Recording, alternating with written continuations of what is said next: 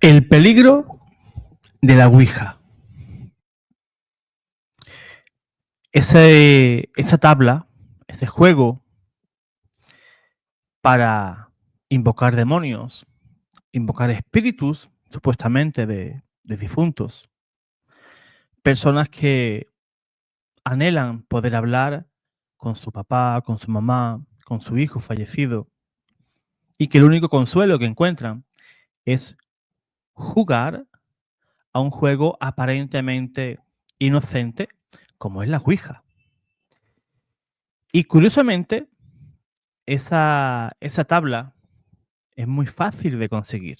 No voy a decir dónde, para que no haya algún incauto que vaya a pedirla, pero es muy, muy fácil encontrarla. Incluso hay gente que hasta se la fabrican, ¿verdad? Pues hoy os quiero hablar del peligro que guarda ese sencillo juego demoníaco. Y hoy os quiero hablar de el exorcismo de Olesnica. Olesnica es una pequeña aldea polaca. Está perdida entre bosques espesos, colinas envueltas en neblina. Un paraje bastante peculiar. Y este exorcismo ocurrió en el año 1993, poco después de la caída del régimen comunista. Y en ese rincón olvidado de Europa, las supersticiones y los viejos ritos sobrevivían. Incluso, pues, esos ritos, muchos, pues, lo practicaban, pues, de una manera como a escondidas, ¿no? En los graneros de esas familias campesinas. Entre ellas vivían Andrei y Milena Kowalski, un matrimonio joven con un hijo único llamado Thomas, de tan solo 9 años de edad. Era una familia sencilla, sin estudios, sin una gran instrucción, pero con una curiosidad malsana por todo lo oculto. La madre, Milena, había heredado de su abuela un tablero de Ouija que estaba tallado en madera, con letras góticas y algunos signos esotéricos que, según la tradición, servían para hablar con los antepasados. Aquella pieza, que debió haber permanecido enterrada en el olvido, se convirtió en el instrumento del desastre que iba a ocurrir en ese hogar. Las noches de invierno, cuando el viento silbaba entre los pinos y las velas parpadeaban, los Kowalski se sentaban frente a aquel tablero, o por qué no decirlo, se sentaban frente a aquel maldito tablero, y Milena, la mamá, llamaba a los espíritus del hogar, mientras Andrei, bastante incrédulo, empujaba ese vaso con el dedo. Tomás, el pequeño, con 9 años, curioso, observaba todo sin perder detalle desde el suelo.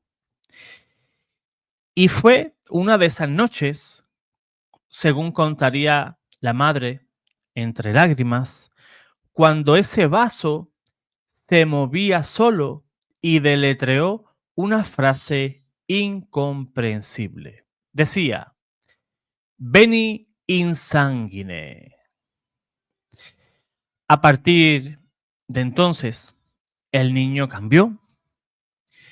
Primero vinieron terrores nocturnos, luego fiebres sin causa médica aparente, pero lo que más aterrorizó a sus padres fue en esa madrugada en el que Thomas se levantó de la cama, se colocó frente al crucifijo que había colgado en la pared y comenzó a hablar una lengua desconocida.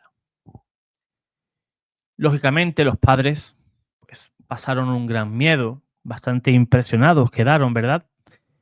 Y al llevarlo a los médicos para ver si tenía algún tipo de anomalía ese niño, los médicos del pueblo no supieron qué hacer. Uno de ellos, que era católico practicante, sugirió acudir al párroco local, el padre Janus, un sacerdote ya bastante anciano, que había conocido de cerca los horrores del comunismo y tenía fama de ser un hombre de oración profunda.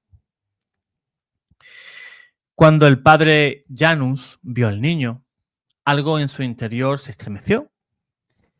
Tomás, el pequeño, no solo hablaba en un idioma arcaico, sino que blasfemaba, maldecía, imitaba voces y tenía una fuerza física que no correspondía a su edad, lo que se conoce en demonología como sansonismo, o sea, una fuerza que no corresponde pues a ese cuerpo, a esa edad, a un ser humano, ¿verdad? Porque el sansonismo es una fuerza pues que está por encima de las capacidades humanas.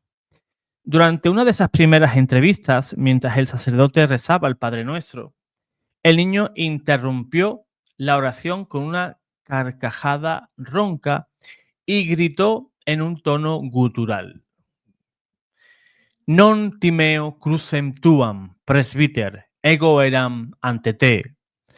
No temo tu cruz, sacerdote, yo existía antes que tú. El anciano comprendió que no se trataba de una enfermedad.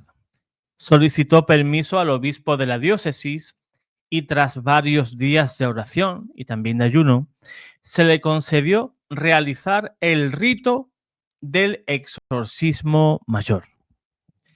El 12 de marzo del año 1993, en la capilla abandonada de Santa Edviges, una iglesia de piedra húmeda y bancos carcomidos por el tiempo, comenzó el combate espiritual. El padre Janus llevaba el ritual romano en una mano y un crucifijo bendecido en la otra. Le acompañaron dos religiosos franciscanos y una monja enfermera. Tomás, el pequeño de 9 años, atado suavemente para evitar que se hiriera, yacía sobre una camilla improvisada. El aire se volvió denso. El sacerdote comenzó con el Salmo 91 y mientras el niño lo miraba con un odio inhumano, cuando pronunció el nombre de Jesucristo, la temperatura del lugar descendió bruscamente. El pequeño arqueó el cuerpo, los ojos se tornaron completamente negros y de su boca brotó una voz que no era la suya y dijo: Adonai lama sabactani. El padre Janus se estremeció. Reconocía esas palabras. Era arameo antiguo, la lengua que Jesús habló en la cruz, cuando dijo: Dios mío, ¿por qué me has abandonado? El demonio se estaba burlando del Salvador. Repetía las palabras santas en un tono blasfemo. En ese instante, el sacerdote sintió el impulso de invocar al arcángel San Miguel. Alzó la voz y gritó: San Miguel Arcángel, defiéndenos en la batalla, sé nuestro amparo contra la perversidad y las asechanzas del enemigo. Reprímale Dios, pedimos suplicantes. De pronto, un estruendo sacudió el edificio. Los cirios se apagaron, las paredes vibraron y un olor insoportable a azufre llenó el aire. El niño, con la mirada fija en el crucifijo, dio un grito: Ese príncipe de la luz me ha enviado, ya no resistiré más.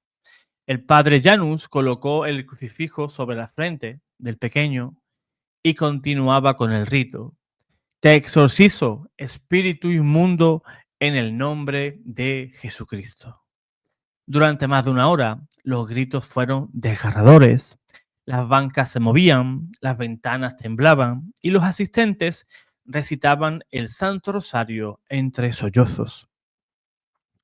Pero en el momento en el que el sacerdote pronunció el nombre de María, todo cambió.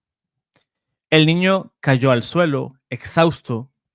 Su rostro volvió a la serenidad y de sus labios salió un susurro casi imperceptible.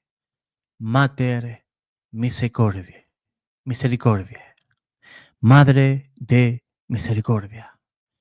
Una lágrima cayó por su mejilla. La atmósfera se llenó de paz. El padre Janus supo que el demonio había sido vencido.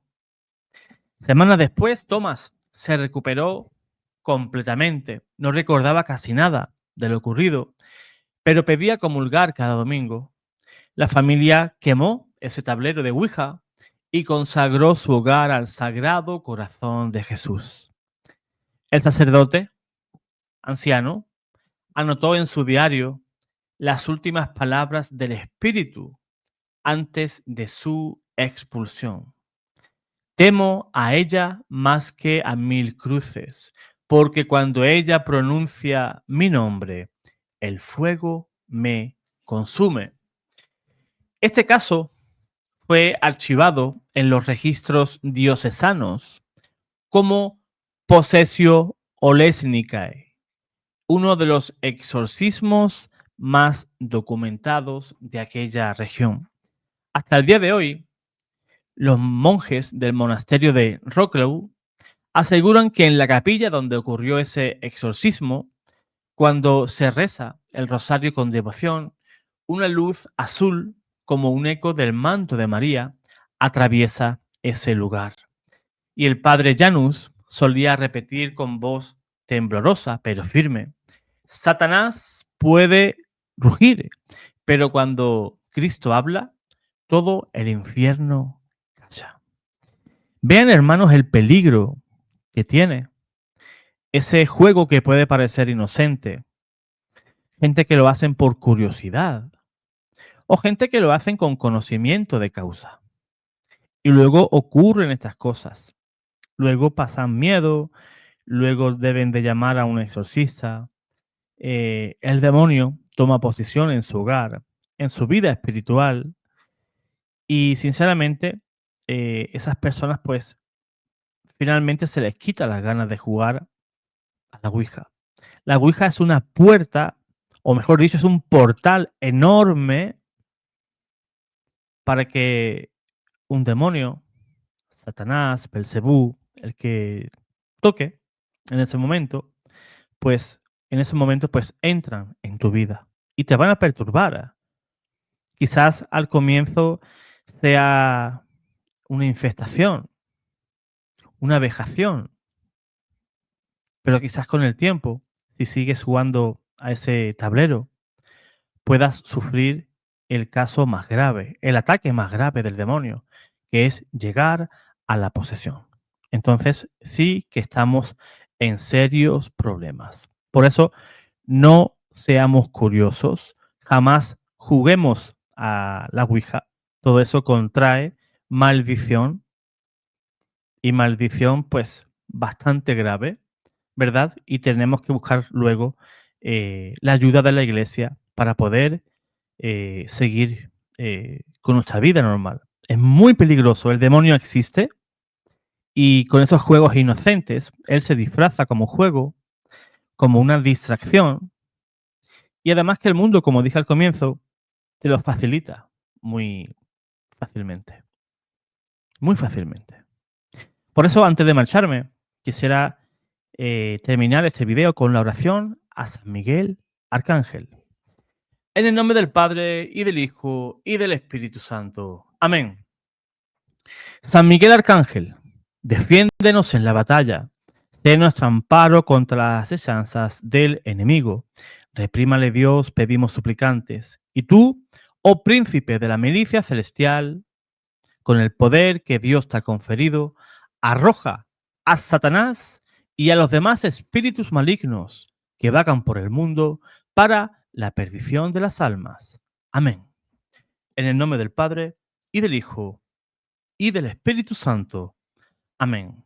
Pues protegidos de toda perturbación, por la Santísima Trinidad, por la intercesión de San Miguel Arcángel, me despido. Ya lo hemos dicho, lo hemos advertido. No juguéis jamás a esos juegos que abren puertas al infierno. Dios te guarde, Dios te bendiga.